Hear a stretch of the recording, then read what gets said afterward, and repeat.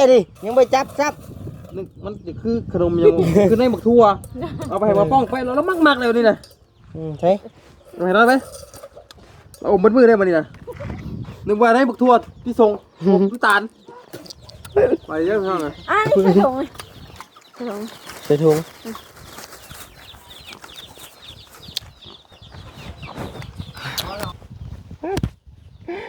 ขบพูดสินะจับอย่าเลิกเด้อ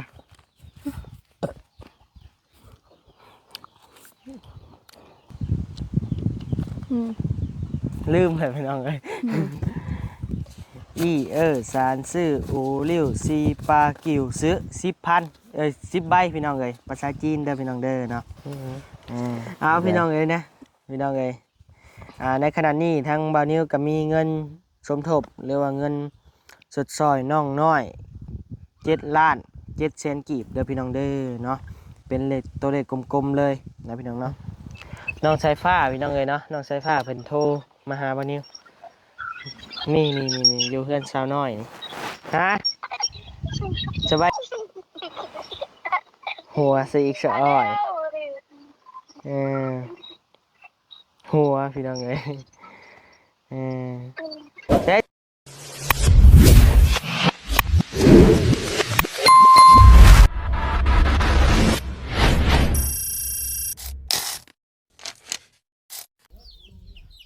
เอาพี่น้องเลยกราบทักทายสบายดีและสวัสดีพ่อแม่พี่น้องหมดทุกคู่ทุกคนได้พี่น้องเด้อเนาะเปิดคลิปเปิดภาพมาก็เห็นหน้าเบานิ้วคือเก่า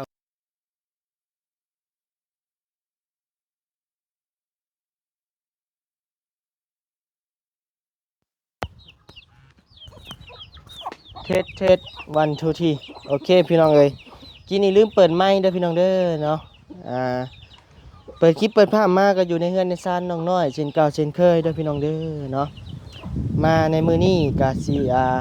มาเยี่ยมมายามน้องเพิ่นพี่น้องเลยเนาะมาเยี่ยมมายามกันอยู่เฮือนจุดซานเพิ่นเด้อพี่น้องเด้อเนาะใส่เห็ดยังหะน้อยโดด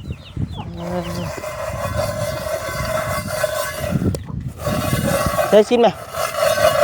โอ้ไอใส่หลายผลเนาะใส่เป็นนี่ใส่อะดิยังไปจับมันคือขนมยังคือในหมกทั่วเอาไปให้มาป้องไปแล้วมักเลยนี่นะใส่เอาให้ได้ไหมเราอมมือได้มานี่นะนึกว่าได้หมกทั่วที่ทรงน้ำตาลไปเยอะมากเลยครับเดี๋ยวตัวมากกันอมปูดได้หอม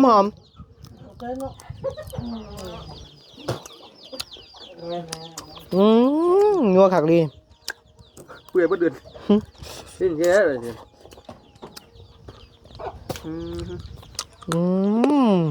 คักพี่น้อย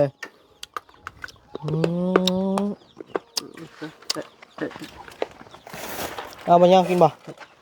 นี่แม่หน่อยบอกไปเดินไหมจบไปทางอื่นไหมกูว่าเรื่องของน้ำในกูไปสบายดีมากินต้องให้เรากินดอกคุณครับ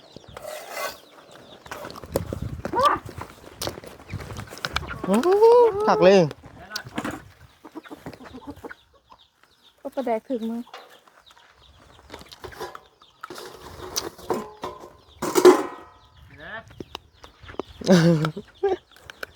กินยังได้ดิเอาขวด6,000ได้6,000บ่นะ5,000ฉันไปยัก5,000นะซื้อเอานี่จะเอาฉันนำข้าวนะนี่ใส่ถุงใส่ถุง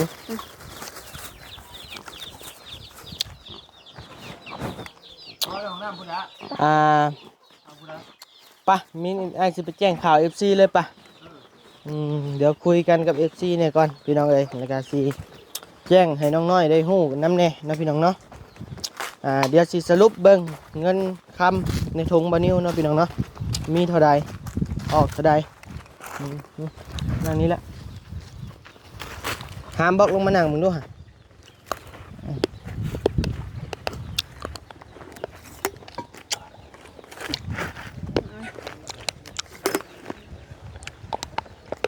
หามมันจะเพิ่นนั่งมันไกลกันเพราะ เป็นยับมาก ผักเลยนะคาม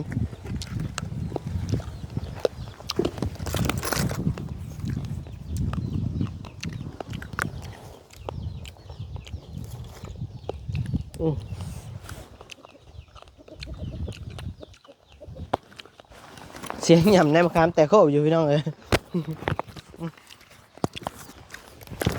ใช่หนังขวางไอ้บอลหมูระแดดบอลเพิ่นระหม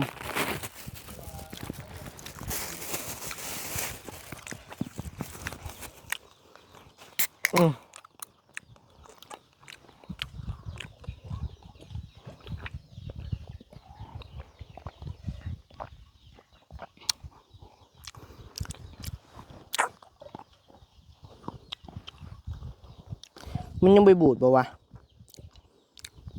คือมียังรอยเต็มอยู่วะใส่เบิ่งดู บ่มี ใส่เบิ่งอย่าเพิ่งกินกว่ามาเบิ่งดูก็อันคือมีแนวรอยเต็ม คือมันบูดตัวนี้ ใส่เบิ่ง บ่มีนะตัวนี้ เบิ่งโอ้ย โอ้ย ย่านแต่หมูกินเนาะ ตัวนี้คือมีแนวรอยเหรอตัวมันฮ้อนบ่บูดบ่ บูดเลยไปจักหมูกินดอกของเจ้าใบบูดป่ะใบสมป่ะ อืม ขอให้บูดเด้อท่านนะเอาพี่น้องเอ้ยเนาะทางบานิวสิมาแจ้ง FC เลยซะเนาะพี่น้องเนาะมาแจ้งนับเบิ่งงบกับบานิวที่มีณตอนนี้มีเท่าไหร่เนาะพี่น้องเนาะรวมๆกันเลยนี่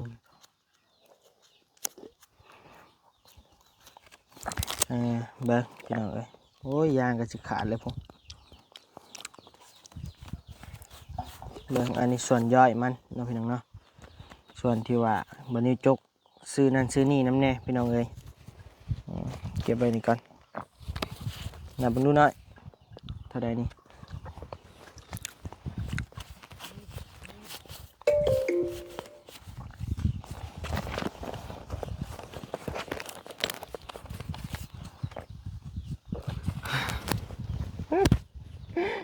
ครบ พูดสินะไอ้จับอย่าเลิกเด้อ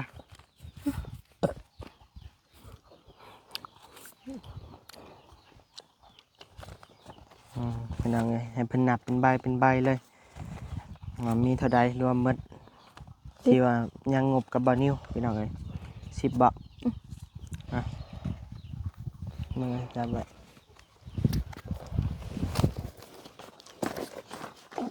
เจอเบิกพอจะเอาแล้ว อะไร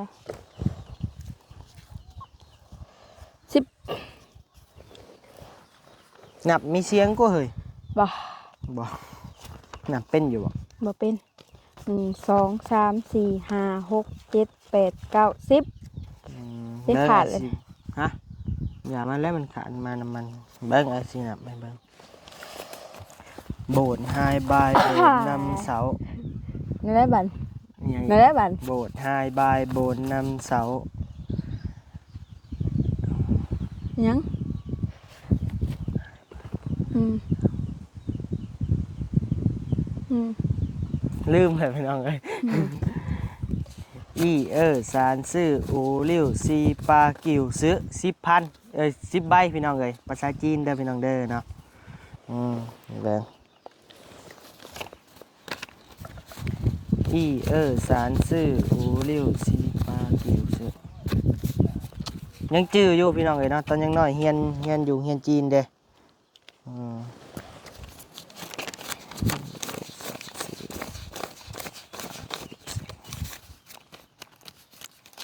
แต่ว่าเขียนนี่บ่จื้อแล้วลืมละ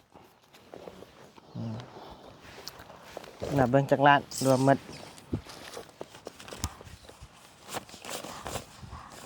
7 ล้าน 7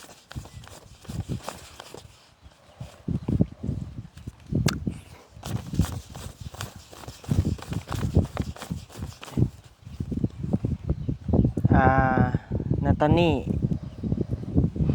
งบนำบานิวยังเหลืออยู่7,700,000กับย่อยๆมันพี่น้องเอ้ยเนาะ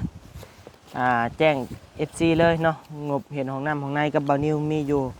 7,700,000กีบเด้อพี่น้องเด้อเนาะส่วนที่ว่าย่อยๆนี่บ่ได้นับเอาบ่ได้นับก็บ่ฮอดแสนดอกพี่น้องเอ้ยบ่ได้ใช้บ่มีเงินใช้เดี๋ยวดังแล้วนี่ไม้นี่เห็นบ่นี่ ผู้เสพผู้สาวอยู่ แล้วให้เอื้อมดัง ฮะสาวดังตดกระดังบ่ โอ้ยตัดหอมได้ภาษาเลย บ่ต้นเลยมาลงเนาะ สลบเลยมาเลย ใช่ป่ะหอม เอามา คนเลยหอม อืม ต้นผู้บ่าวก็หอมได้ดมบ่ดมบ่ บ่ กำไม่ดมนี่ เออบ่มีดอกพี่น้องเอ้ยเนาะต้นผู้สาวเลยสิหอม แหน่ อืม ปบนี้นั่นนี่แหละ นี้ก็นี้แล้วเงินเจ้า โอ้ ไว้ว่าอย่างได โอ้แหลดแล้วจ้ะ แล่นนี่แม่เจ้าได้สำนี้เจ้าแล่นเลยครับเธอหน่าเจ้าสิเลือกก็ได้ บ่ แม่ให้เจ้าแล่นหนี้เอาไปโลดนี่ เฮ้ยสิไปไวปานนั้นเนาะ ไอ้บ่แล่นตามอีกแล่นไปแม่ อะไรก็แล้ว เอาไป บ่เลยเนาะ แน่ กับมื้อหน้าไอ้สิมาอีกบ่ อืม มื้อหน้าไอ้สิมาอีกบ่ มายัง ถ้าเอาเงินนี่เล่นปบไอ้ บ่มาแล้วเนาะแนวเจ้าเห็นนั่นแหละอืมไปดิแม่ เฮ้อ ไป ไปดีเด้ ไปแล้วแหละอืมเอาไปว่าได้เนาะพี่น้องเนาะผู้ใหญ่เพิ่นผากมาให้อยู่แล้วเจ้าเฮ็ดเทื่อนี้เทื่อหน้าเจ้าก็บ่ได้เลยหยัง เออใช่สิแหละ ก็สักหน่อยก่อน แจ้งหน่อยเอาพี่น้องเอ้ยนะพี่น้องเอ้ยในขณะนี้ทางบาวนิวก็มีเงินสมทบหรือว่าเงินสดซอยน้องน้อย7,700,000กีบเด้อพี่น้องเด้อเนาะเป็นเลขตัวเลขกลมๆเลยนะพี่น้องเนาะยังสิชื่อหลายอย่างอยู่นะพี่น้องเนาะส่วนไม้แน่ส่วนสังกะสีแน่เจ้าพวกสะโครกนี่หรือว่าสวมนี่กะทางบะย่าวสิซื้อเข้ามาเนาะค่าสร้างนี่กะทางเพิ่นรวบรวมกันเบาลี่แน่นั่นนี่แน่กะส่วนที่เหลือกับเบานิวกะจังหวะกันอีกเนาะพี่น้องเนาะให้ห้องน้ำมันแล้วก่อนเนาะจังหวะกันเนาะพี่น้องเนาะจักสิหมดจักสิเหลือหรือยังจังไดกะจังหวะกันอีกพี่น้องเอ้ยต้องเงินน้องน้อยเลยพี่น้องเอ้ยนี่1,000,000บ่แม่นนี่700,000 7,700,000มื้อวานนี่คือว่าได้ยินว่าอ้ายมาเซอร์ไพรส์เงิน1,000,000 บาทว่าซั่น รอพีท ว่าในซ่องไผ ของบ่าวผัดไทย บ่ เราจะตกใจว่าฮะว่ะ เราตกใจในใดน่ะ เดี๋ยวคิดว่าไอ้ยังก็ลืมไป อ้ายอะผัดไส้เป็นหยังคิดว่าหยังเกาะ ลืมละ ซึ่งลึงลีอะดิ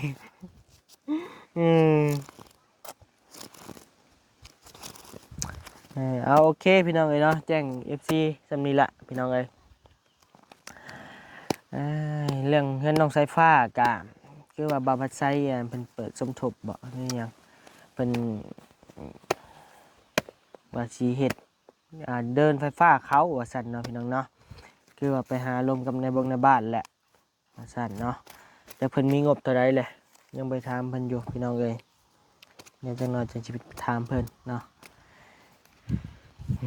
ก็ดีนะเห็นดีนำอยู่บัดนี้ก็ได้เนาะเฮ็ดเดินไผให้น้องสายฟ้าก็ได้เพราะว่าเฮือนก็งามแล้วนะพี่น้องเอ้ยก็ให้น้องเพิ่นได้ใช้พื้นใช้ไฟให้มันแจ้งให้มันสว่างพี่น้องเอ้ย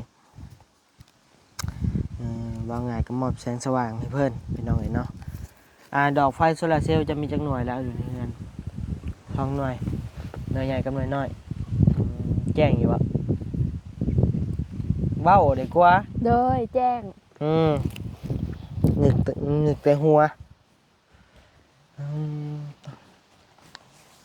อุปกรณ์นี่ก็น่าจะครบอยู่พี่น้องเอ้ยเนาะซื้อมาเกือบครบแบบจะขาดเรือตัวใดยังบ่ฮู้อยู่ถ้าพอสร้างมาพุ่นแหละเดี๋ยวจักหน่อยบัดนี้จังสิเข้าไปถามเรื่องไม้กับเรื่องสังกะสีว่าสิใช้จักแผ่นนะพี่น้องเอ้ยเดี๋ยวบัดนี้สิซื้อเข้ามาปะไว้เลยนะมันจังเวลาเพิ่นมาเห็นแล้วจังจวดจ้านรถเนาะปูนนี่พอบ่ปูนยังบ่พอยังซื้อเข้ามาใหม่ทีละ5ชอบ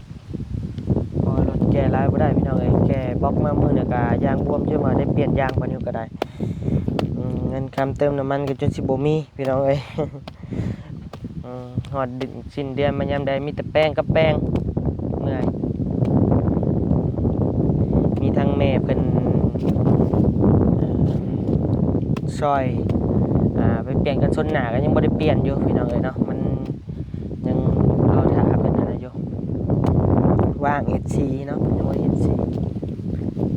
เพิ่นซอยมา2,000 บาทบ่แต่ยังบ่ได้ไปเปลี่ยนอยู่ว่าสิเปลี่ยนกันชนหนาเอาโอเคแหละพี่น้องเอ้ยเนาะมื้อนี้ได้ยังกินข้าวกินน้ำ กินต้มไข่ ต้มไข่กินแต่ไข่กับไข่มีประโยชน์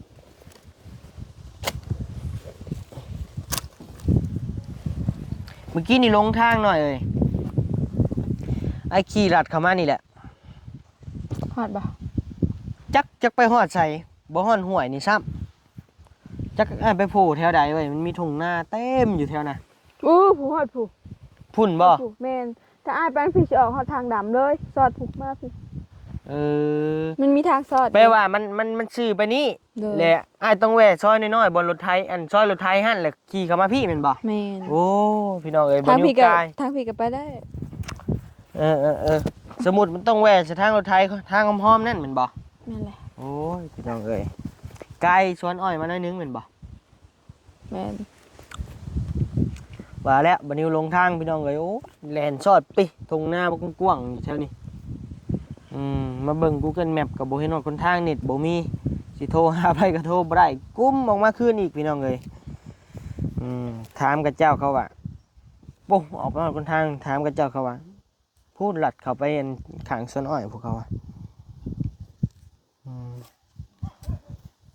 มือน่ะก็มันวันนี้จะเข้ามาเบื้องน่ะมันใกล้นะพี่น้องเอ้ยแต่ว่าคนทางนี่ก็บ่ดีดอกคนทางข้ามห้วยข้ามหยังไป ทางนี้คักเด้อ ทางใด ไปทางไปลัดทางนาลิต้าเลย ใช่บ่ยาวว่าคนทางขี้ไล่ ขี้ไล่เอาใส่ได้มันใกล้ทางนี้ มันใกล้มันใกล้แต่ว่าคนทางมันขี้ไล่เขาอะ บ่มันมีช่องแยกได้ทางใด บ่ แม่นทางนี้ก็แยกทางนึงทางนั้นก็แยกทางนึง บ่ แม่น บ่ยาวไปแยกทางนี้บ่มันมีแยกทางนี้อีกบ่ แม่นแหละมันมีหลายแยกได้ อย่าดอกสิลงป่าอีกบ่ไปดอก ไปทางพี่กับเขาดง เอ หลายแยกทางใหญ่ พี่น้องเอ้ยและมาแจ้ง FC เนาะพี่น้องเนาะมาแจ้งผู้ใหญ่ใจดีที่ว่างบเรื่องน้ำนี่ก็พอแล้วเด้อพี่น้องเด้อเนาะพอแล้วมื้อนี้คิดว่าคันแนมว่าอยากสร้างความพันให้น้องเพิ่นอีกกะเรื่องรถเรื่องล่างเนาะเรื่องรถเรื่องล่างกะรถกะคันมือหนึงเลยกะ 20,000 กว่านะพี่น้องเนาะกับบ่แพงเลยครับแพงเติบระดับหนึ่งสำหรับบานิวแล้วก็สำหรับน้องน้อยแพงอยู่คันว่าว่าเฮานั่นนี่ก็บ่แพงปานใดเพราะว่า 20,000 ป้ายเองเด้คันหนึงรถมาเลได้เอาอยู่บ่ เอ้าร ถจักรมาเลรถว่าง่ายก็รถภาษาบ้านๆเนาะก็รถจีนแหละพี่น้องเอ้ยราคามันถูกแน่เนาะแต่ว่าใส่ทนอยู่เฮือนบานิวก็ใส่คันหนึงเนาะพี่น้องเนาะให้ทั้งแม่บานิวกับพ่อบานิวเพิ่นขี่ไปซื้อเครื่องซื้อของอยู่เนาะก็ยังทนอยู่ถ้าของบานิวซื้อมือสองพี่น้องเอ้ยซื้อมือสองมาขี่มันก็อยากเพเนี่ยแหละแต่ว่ามาแปลงเอามันก็ทนอยู่มาเลก็ได้ไปเดี๋ยวมาสิเอารถไทยบ่ไหว50,000 บาทกลัวพี่จักรถเว็บไอก็ได้จะได้เว็บไอหรือเว็บร้อย ได้เบิด ได้หมด คันว่าห้องน้ำห้องในแล้วก็เงินเหลือก็สิปาไว้ให้เจ้าซื้อรถบ่หรือแนวใดเอาจังว่ากันพี่น้องเอ้ยเนาะห้องน้ำห้องในแล้วพู้นแหละเนาะถ้าว่าผู้ใหญ่ท่านใดอยากสร้างความพันให้น้องเพิ่นเป็นจริงกะ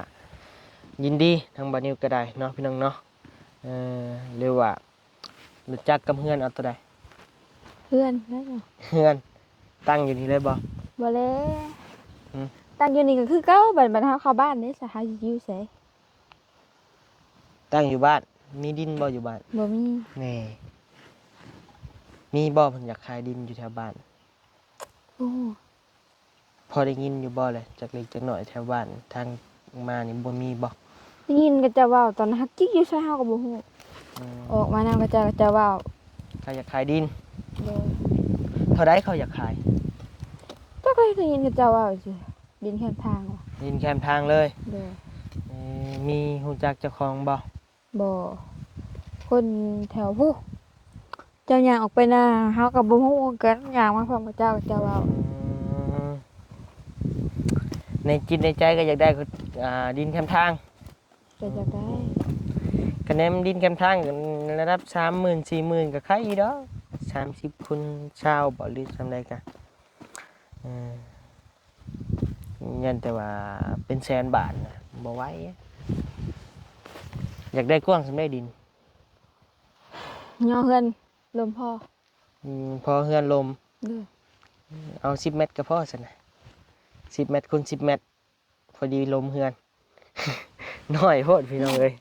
อย่างน้อยก็ให้ได้จัก20 เมตรหรือว่า15 เมตรคูณ20 เมตรบ่หรือว่า30 เมตรคูณ20 เมตรซะเนาะพี่น้องเนาะจังงามคะแนนบ่ใช่ก็คันบ่ได้อีหลีรอกะ15คูณ15ก็งาม15คูณ10ได้บ่15คูณ10 10 เมตรจ่อโพด10 เมตร15คูณ20พอดีเอาโอเคพี่น้องเอ้ยจังว่ากันอีกเทื่อนึงเนาะพี่น้องเนาะ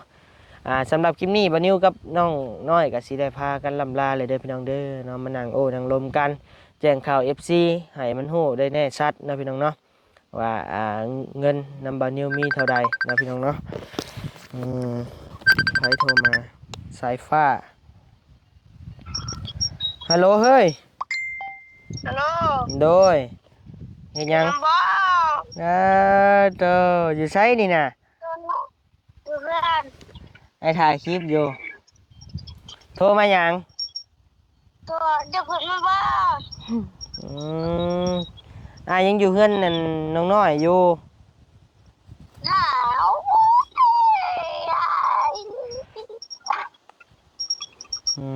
เมื่อวานบัดนี้ว่าสิไปหับเพิ่นพี่น้องเอ้ยมันมาสวยเลยบ่ได้ไปหับเพิ่นซ้ำอยากมาบ่ อีกมาเลย อยู่ผู้เดียวบ่หาม เลย ไอ้บี้ไปหาบ่มื้อนี้ จะหาเมื่อไร เมื่อแหละ เลย อืม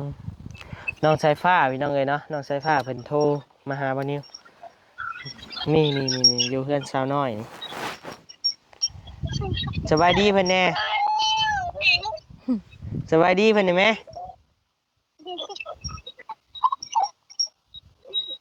ใช่น่ะเน็ตบ่ เจ็บเท่าไรเดียว ฮะหัวสิอีกสะอ้อยเออหัวพี่น้องเอ้ยเออใช่สบายดีแล้วเนี่ยแม่ บ่ได้แท้ดิ บ่ได้ตีอิหยังแหละหัวตา น้องมันนี่ล่ะ พังเบิ่งหามยันแรงๆบ่แล้วอาจสิไปถอดไพ่ให้เจ้า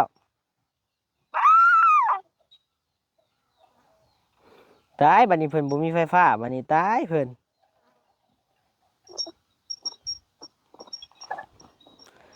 เอาโอเคบ่ได้โทรหาใหม่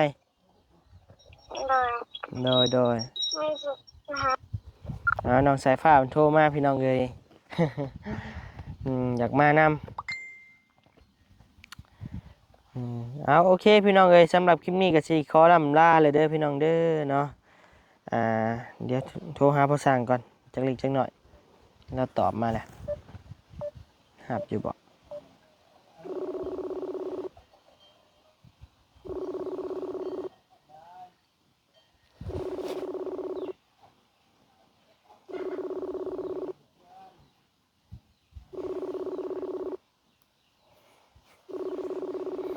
ใช้คือบ่หับเดี๋ยวสิโทรลมเรื่องไม้เลยพี่น้องเอ้ยเนาะกับสังกะสีใส่จากแผ่น